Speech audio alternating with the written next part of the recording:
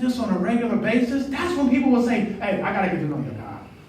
Why? Because I've seen 5 instances where somebody persecuted you, used you, cursed you out, hated on you, hated you, told you was going to wherever, told you was nothing, and I saw you give nothing but love in return. I need to know how you did that.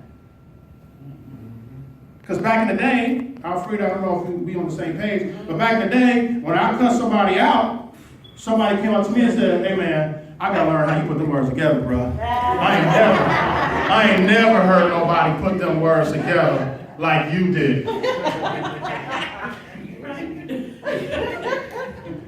We copied off of people, didn't we?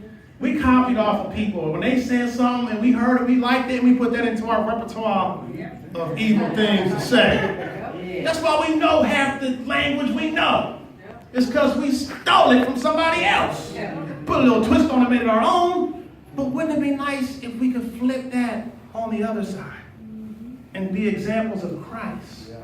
And people now say, oh, no. Alfreda, you used those beautiful words so eloquently when that person was cussing you out. I need to know how you did that.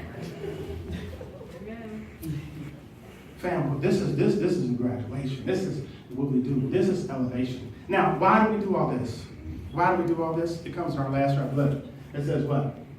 That ye may be the children of your Father, which is in heaven. Listen, we got to represent our Father in heaven. When we do this, we represent our Father in heaven.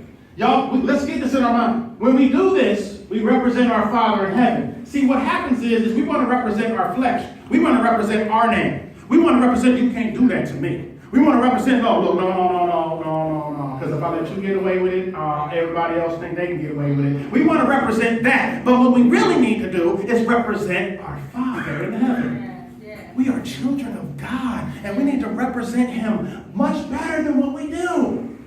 And that's with love, and that's with grace, and that's with peace, and that's with mercy, and that's with how we respond, and that's doing good to those, and that's praying for those who persecute us and use us. That's how we represent our Father, because guess what? Our Father shows us the same thing. Why? Because He says, for He maketh His sun to rise on the evil and on the good, and sendeth rain on the just and the unjust. Listen, it rains on me and my haters. It rains on me and those who don't love God. God sends the rain for all the entire world. God sent His Son into the world, not just for me and for you, but the whole world.